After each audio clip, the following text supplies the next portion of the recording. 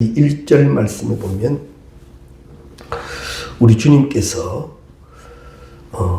감람산에서 기도하시고 다시 다음날 성전으로 들어오시는 장면입니다.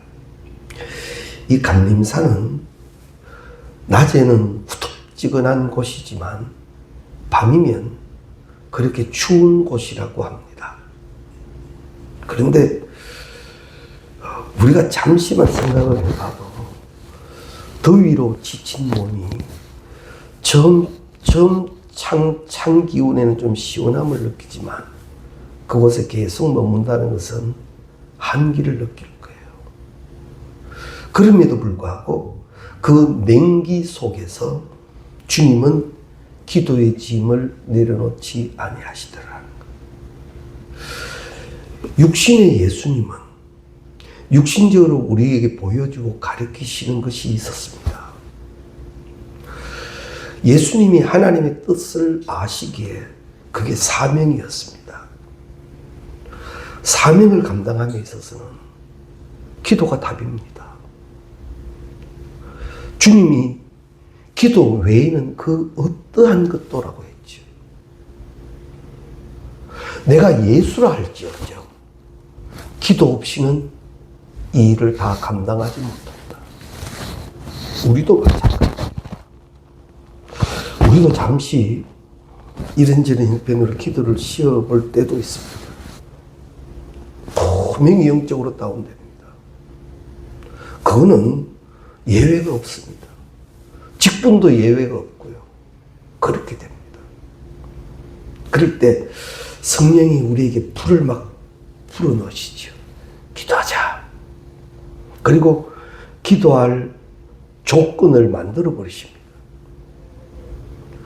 우리가 영적으로 조금만 깨어 있어도 이건 기도할 일이다라는 걸 알게 하십니다. 그때는요, 응답이 약속되어져 있음을 믿고 기도하십시오. 반드시 구하지 않는 것까지 그 무릎에 응답을 주실 줄로 믿습니다.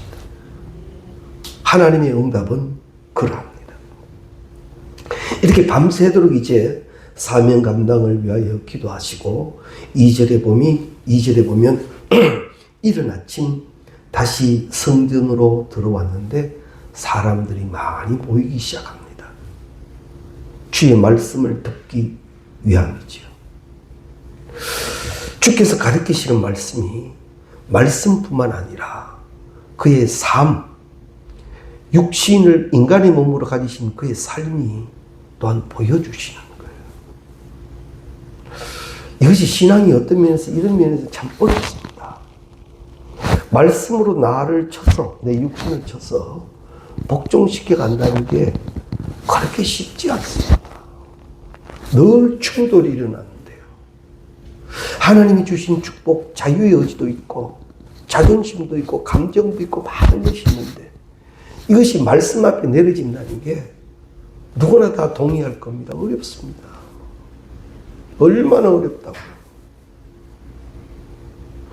사도 바울이 그 사명을 감당하면서 성경에는 기록되지 않았습니다만 그도 많이 힘들었을 거예요.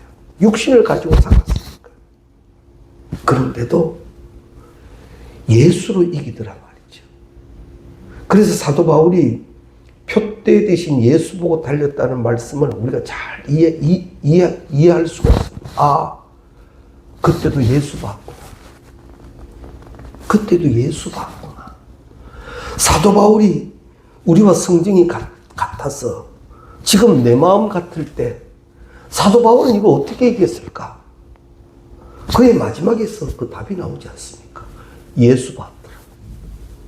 예수 봤더라. 그런데 찾고 찾는 자는 만납니다. 예수 보면 해결됩니다. 예수를 바라보면 해결된단 말이죠. 그런데 이 사단 마귀는 그때 우리에게 가라지를 많이 뿌립니다. 베드로가 예수 보고 물 위를 걷다가 왜 풍랑을 봅니까?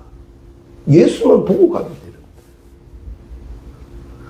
그 베드로를 건지시면서 건지시면서 하시는 예수님의 말씀이 믿음이 적은지. 왜 그 믿음 그대로 하지? 왜 작아졌느냐? 막 풍랑이 일고 소리가 들리고 이러니까 네 믿음이 그만 작아졌느냐? 내가 너를 내게로 오라 할 때는 네 믿음은 지금 내게로 올 수 있는 믿음이니 내가 불렀다. 예수님이 베드로 꼴탕 먹이려고 오너라 해서 물리를 걷게 하신 건 아니에요. 지금 너는 물리를 걸을 수 있기에 내가 부르는 거예요. 그런데 예수를 보고 가다가 그만 풍랑이라는 것이 막 보이고 들리니까 그거 보는 순간 물에 빠지더라고요. 예수만 바라보자. 예수만 바라보자. 우리의 신앙이 이 말씀에 깨어 있기를 바랍니다. 이제 예수님이 성전에 들어오셔서 말씀을 가르치는데 이때 한 사건이 오늘 본문 말씀 보면 일어납니다. 바리새인과 서기관들이 간음 중에 현장에서 붙잡힌 여인을 데려다가 예수 앞에 세웁니다. 그리고는 질문합니다. 모세의 율법에 이러한 여자를 돌로 치라 명하였거니와 선생은 어떻게 하겠습니까? 이 바리새인들과 서기관들은 예수님을 교묘하게 무너뜨리려고 이런 작전을 펴고 있습니다. 예수의 사역과 예수의 가르침 앞에서도 이 사악함은 이렇게 교묘합니다. 다 은혜 받는 자리에서도 사악하면 이렇게 교묘합니다.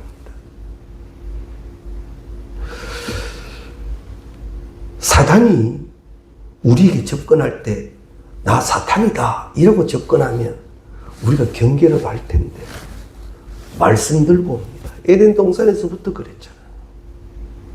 아주 교묘합니다. 마귀는 속이는 자입니다. 거짓말하는 자입니다. 그리고 우리의 모든 것을 흐려뜨리게 하는 자입니다. 이 바리새인과 이 서기관들도 말씀 들고 왔지요. 신명기 22장을 말합니다. 간음한 자는 돌로 치라 하지 않았습니까? 어떻게 하리까? 이 신명기 22장에 보면 간음한 죄를 범한 남자나 여자 할 것 없이 모두 돌로 쳐 죽여라 합니다. 그러면 여자를 현장에서 잡았다면 상대도 있지 않겠습니까? 그런데 남자는 온데 간데 없고 이 여자만 지금 잡혀와 있습니다. 예수님이 아무 말씀 못합니다. 그때 바리새인과 서기관들이 무슨 생각을 했겠습니까? 옳지, 걸려들었다. 이제는 빠져나갈 구멍이 없다. 대답해라. 만일 풀어주라고 한다면 바로 율법을 어기는 쪽으로 몰고 가면 되고, 또 돌로 치라 하면 당신은 용서와 사랑을 가르치더니만 겨우 이 정도밖에 안 되냐. 그러니까 말씀을 듣고 있는 자들의 신뢰를 허물어 버리려고 하는 그런 속셈을 가지고 덤비고 있습니다.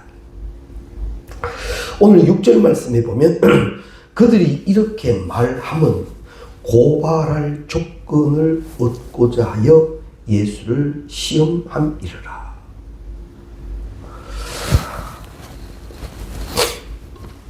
말씀에 그 많은 군중들은 말씀에 지금 은혜를 받고 있어요.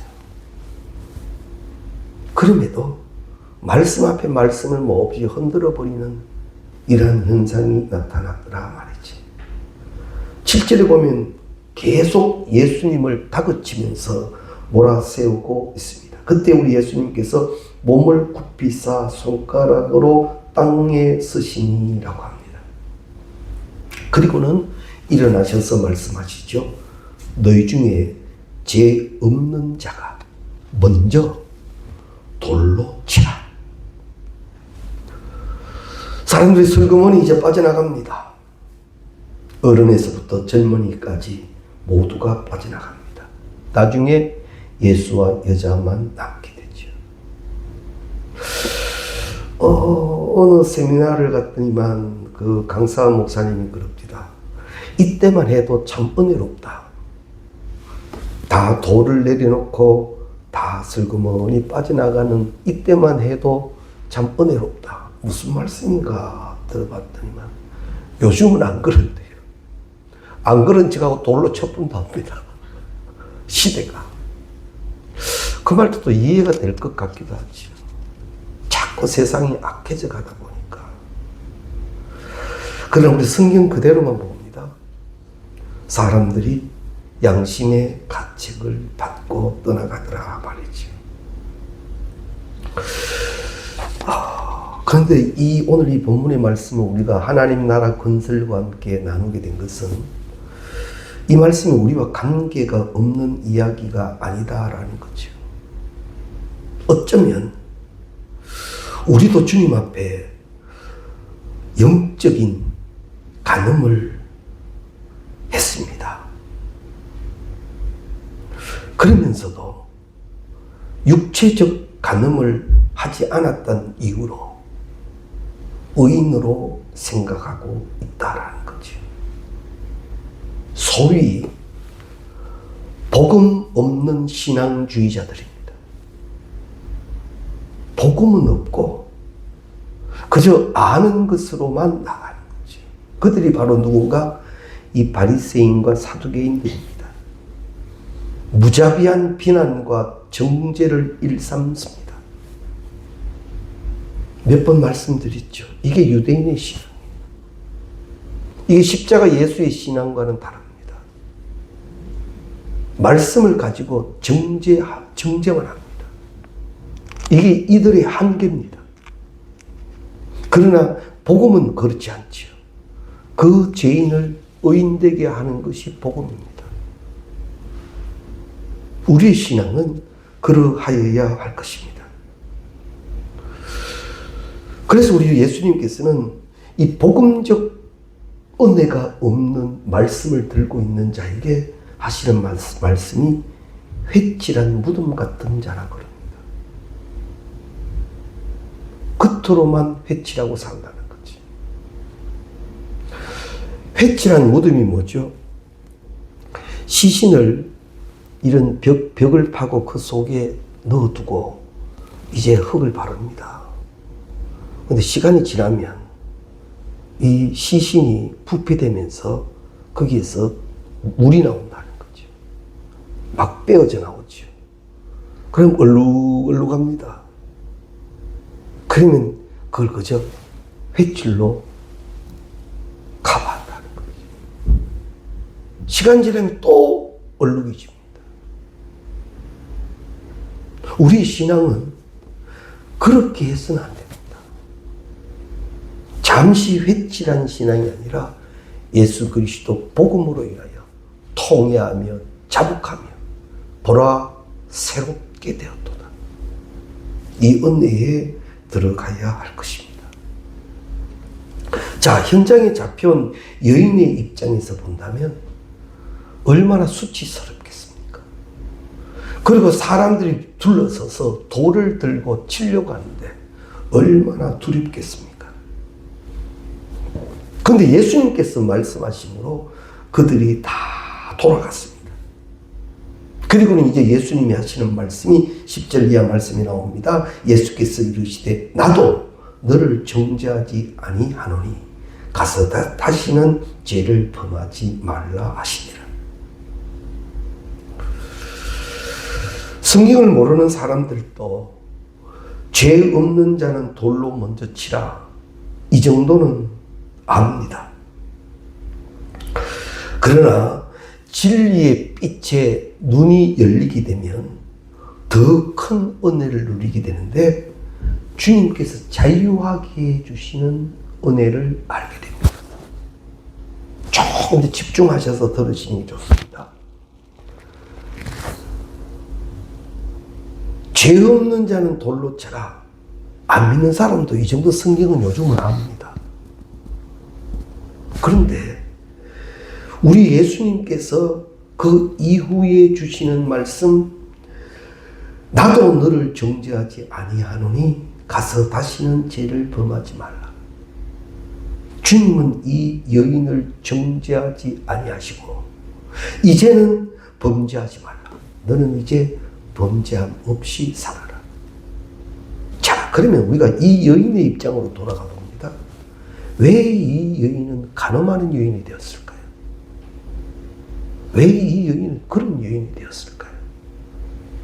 나름대로의 어떤 이유가 있을 거라 이 말이죠. 이 여인의 입장으로 본다면 네가 그렇게 살아왔다만 이제는 자유하라. 이제는 그렇게 살 이유가 없다.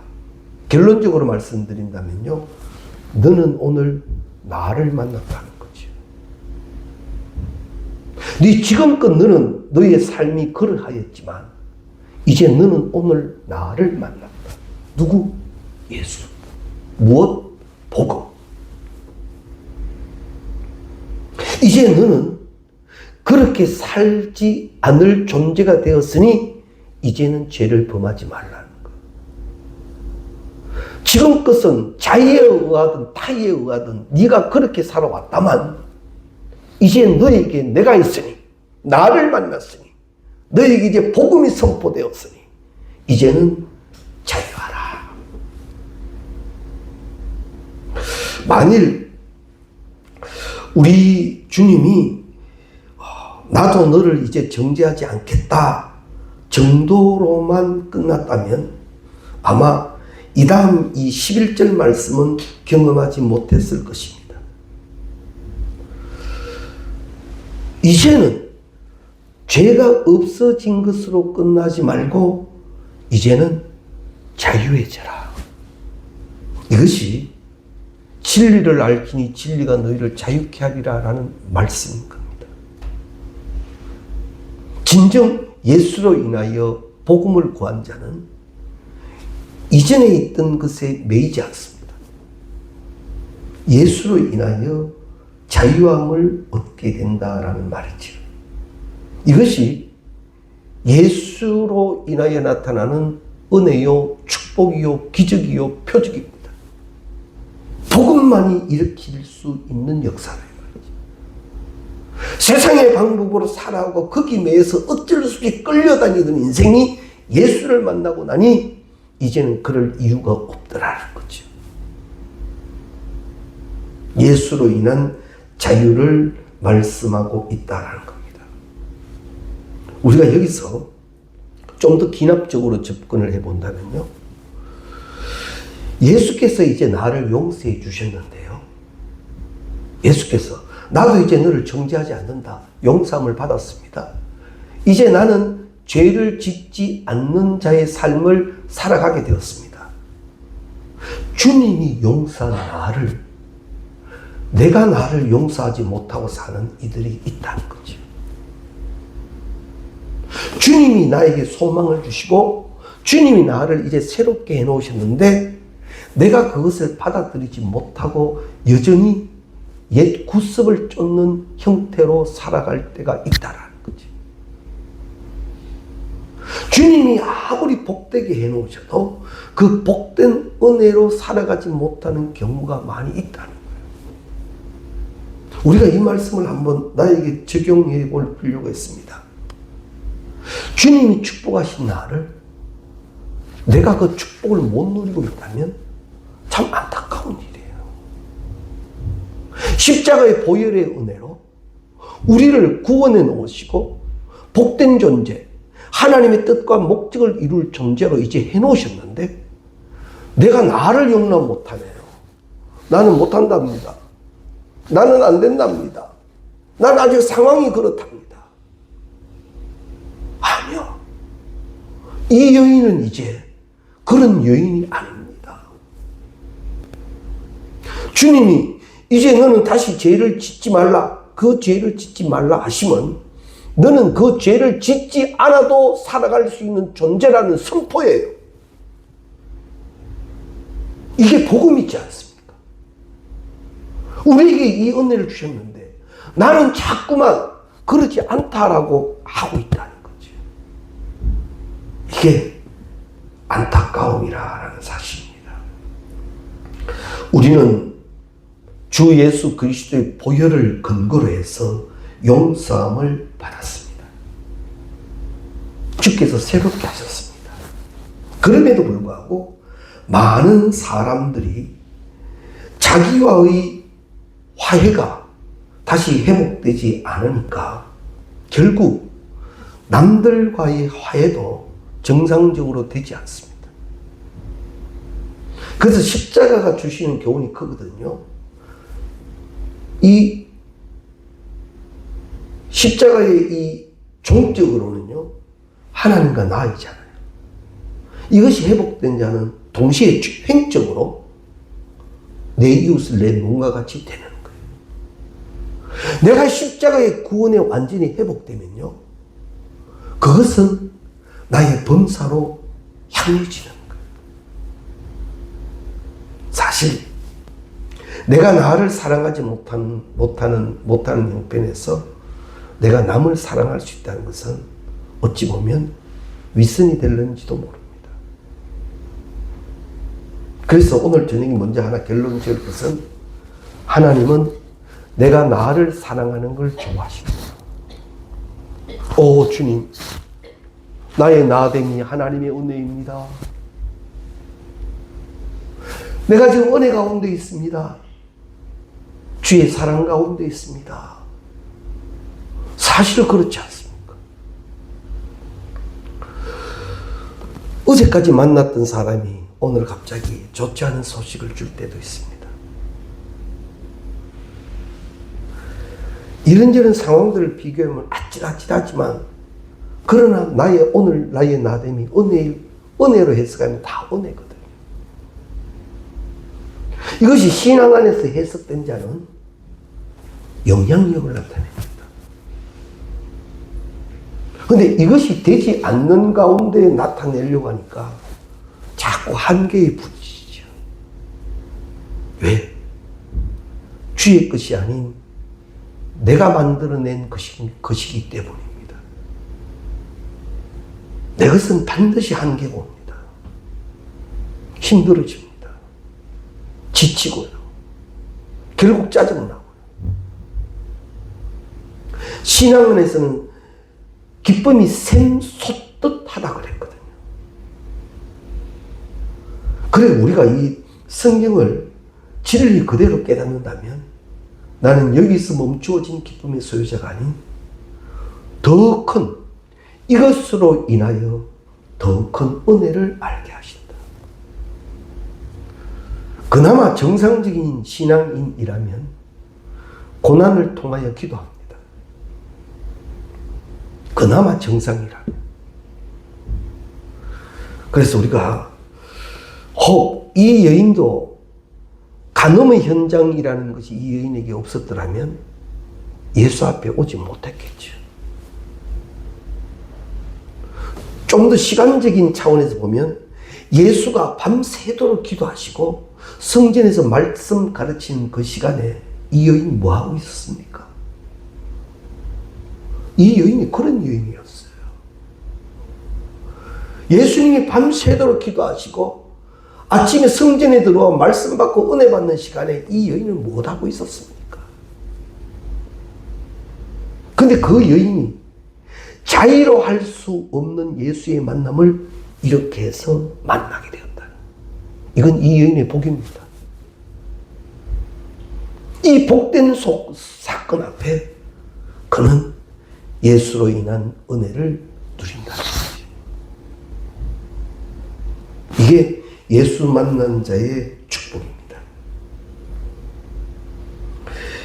예수는 우리와 화목하게 하시고 우리에게 화목의 직책을 주셨다고 그러거든요.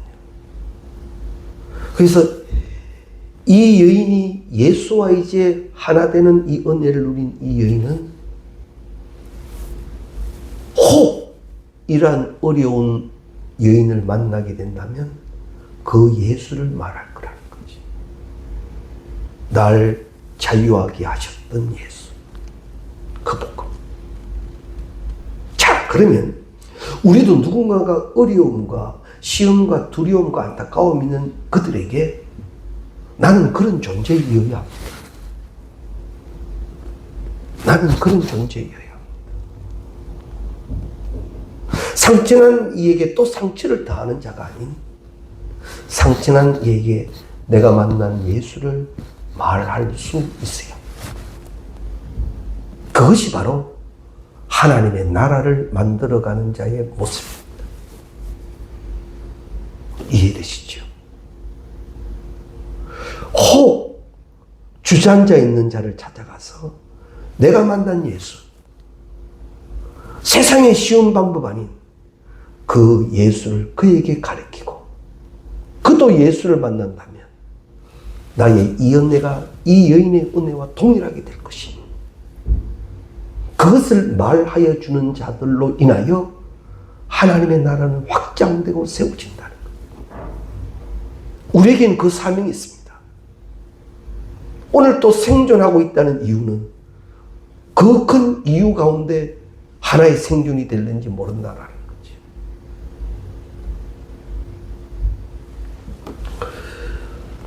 우리의 이웃 가운데에도 힘들고 어렵고 또 연약한 이들을 만날 때가 있습니다.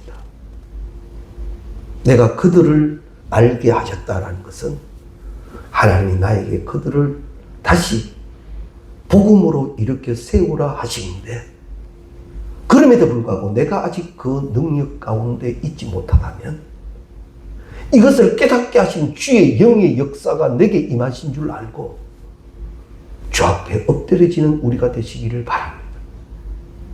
그게 돼야 신앙이 정상이 되는 겁니다. 아유 뭐 나는 나고 그래도 뭐 은혜는 은혜고 이게 바로 주여 주여 하는 자마다 천국에 들어갈 수 없다는 그거인 거예요. 복음을 말하고 있으면서도 나는 여전히 아무것도 아닙니다. 내가 복음을 알고 복음을 믿고 복음적 존재가 될 수 있기를 바랍니다. 꼭 먼저 기억해 두셔야 할 일은 하나님은 나를 용서하셨고 나에게 이제 하나님의 목적을 두셨고 그것으로 주의 나라를 세우게 해놓으셨다. 주의 나라가 세워지는 일을 자꾸 목적으로 하십시오. 주의 나라의 확장을 자꾸 목적으로 하십시오. 그게 바로 먼저 그 나라와 그 의를 구하는 자의 모습이 될 겁니다. 선한 영향력이 돼야죠. 삐치지 않습니까? 소금이지 않습니까? 세상 말로 고춧가루가 아니라 우리는 삐치고 소금이지 않습니까? 그런 사명이 우리에게 있음을 예수는 가르치고 있다라는 거죠. 그래서 이제 이 여인은 혹 또 육신을 가지고 여전히 살아가니까 또 그 방법을 찾아 나갈 때 오늘 예수의 말씀을 기억해야 합니다. 날 용서하셨던 주님, 그 주님은 내게 말씀하시기를 다시는 그 죄를 짓지 말라. 그 말씀을 꼭 붙들고 있으면 말씀은 하나님이라, 말씀은 능력이라, 말씀은 예수라. 말씀만이 주실 수 있는 특별함이 있다는 거예요.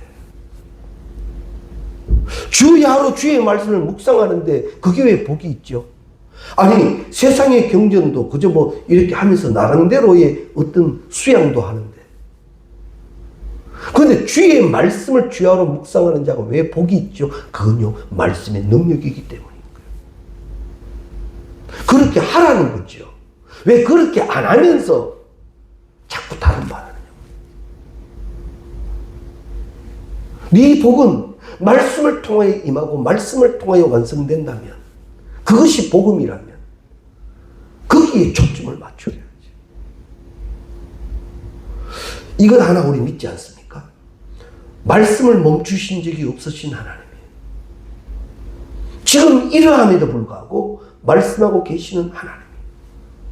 그리고 분명히 말씀하시죠. 귀 있는 자는 들을지어다. 우리가 힘들고 어려울 때 내 귀를 말씀으로 집중시키라.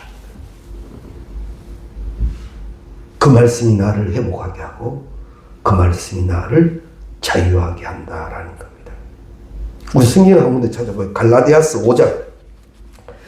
갈라디아서 5장 13절 잘 아시는 말씀입니다. 갈라디아서 5장 13절.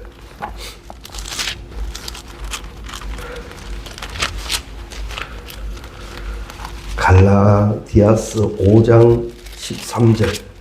신약 성서 제가 읽은 성경으로는 308페이지입니다. 갈라디아서 5장 13절. 이 말씀과 함께 아주 중요한 말씀입니다. 갈라디아서 5장 13절. 함께 읽겠습니다. 형제들아, 너희가 자유를 위하여 부르심을 입었으나 그러나 그 자유로 육체의 기회를 삼지 말고 오직 사랑으로 서로 종노릇 하라. 내가 너에게 기회를 또 주었는데 그거는 은혜인데 그것 가지고 지금 네 뭐하고 있느냐 말이지. 그 은혜 가지고 너 뭐하느냐 말이지.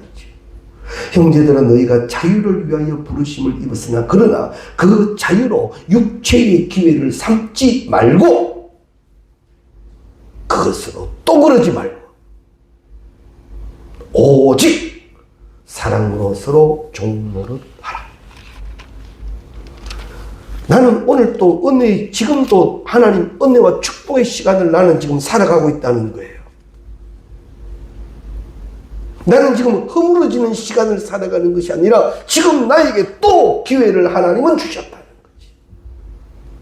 사용할 수 있는 특별함을 우리 가운데 주셨다라는 거죠. 이것은 육체의 욕망을 만족시키는 기회로 삼지 말라는 겁니다. 그러면서 오늘 본문 말씀 12절에 보면, 8장 12절을 보면 예수께서 또 말씀하여 이르시되 나는 세상의 빛이니 나를 따르는 자는 어둠에 다니지 아니하고 생명의 빛을 얻으리라.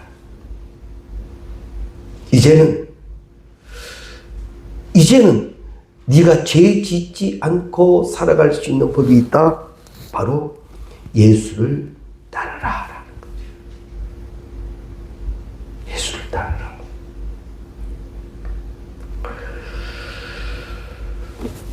예수님께서는 유대인들에게 분명히 말씀합니다. 요한복음 8장 31절. 요한복음 8장 31절, 32절 함께 읽겠습니다. 그러므로 예수께서 자기를 믿은 유대인들에게 이르시되 너희가 내 말에 거하면 참으로 내 제자가 되고 진리를 알지니 진리가 너희를 자유케 하리라. 아멘. 이제 좀 연결이 되십니까? 너희가 내가 너희에게는 이 말에 거하면 너희는 내 제자가 되고 진리를 알게 된다. 그리고 그 진리는 너희를 자유하게 할 것이다. 범죄하고 싶을 때마다, 힘들 때마다 주님의 말씀에 집중한다면 우리의 눈은 열리고 우리의 귀는 열리게 될 줄로 믿습니다. 8장 36절을 한번 보십시오.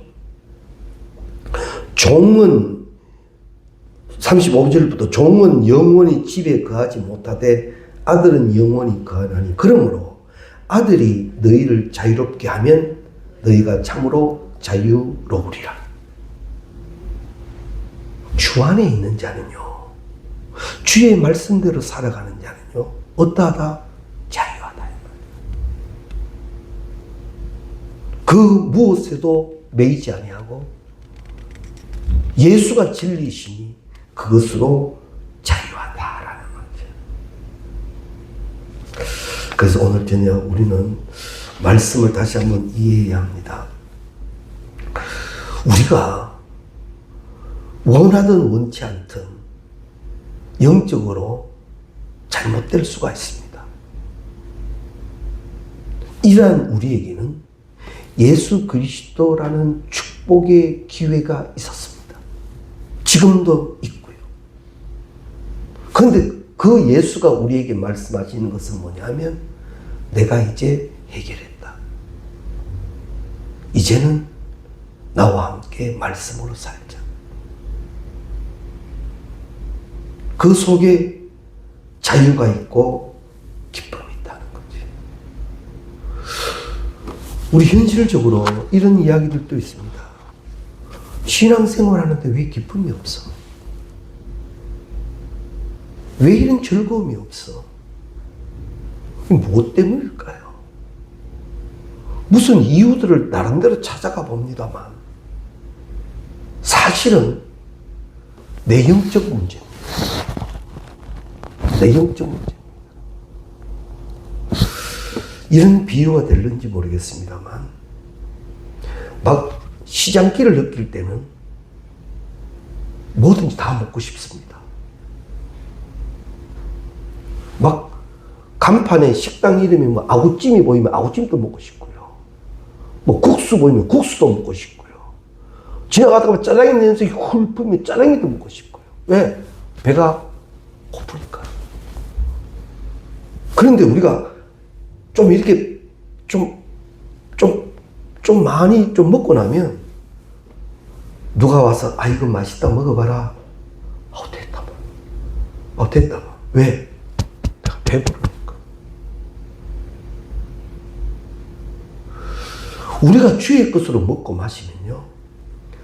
다윗이 그렇게 말했잖아요. 나 부족하지 않다. 이제는 다른 것에 흔들리지 않는 거예요. 더군다나 주께서 주신 것은 영원히 마르지 않는 생물이거든요. 다른 이유 없습니다. 오 주님 채우소서. 나의 잔을 높이 듭니다. 하늘 양식 내게 채워주소서. 넘치도록 채워주소서. 많고 많은 사람들이 찾아섰네. 헛되고 헛된 것들을 우리가 세상 사람처럼 그렇게 살아가지 말고 이제는 예수 앞에 용서함 받고 자유하게 하신 은혜로 이제는 그렇게 살아야 합니다. 바로 그렇게 시작됨이 나라를 확장시키는 일이에요. 나도 모르게 자꾸 하나님의 나라를 허무는 경우들이 있습니다. 아닙니다. 하나님은 한 번도 나에게 그런 목적을 두신 적이 없습니다. 주의 영은 한 번도 그렇게 우리를 주장하시지 않습니다. 우리는 은혜로워야 합니다. 주의 나라가 세워지게 해야 합니다. 여전히 가늠한 여인이 되었어도 안 되고 바리새인과 사두개인이어도 안 됩니다. 나는 예수를 만난 이후에 자유하며 그 나라를 세워가는 자이어야 합니다. 그런 우리가 꼭 되시기를 주의 이름으로 축원합니다. 우리 찬송가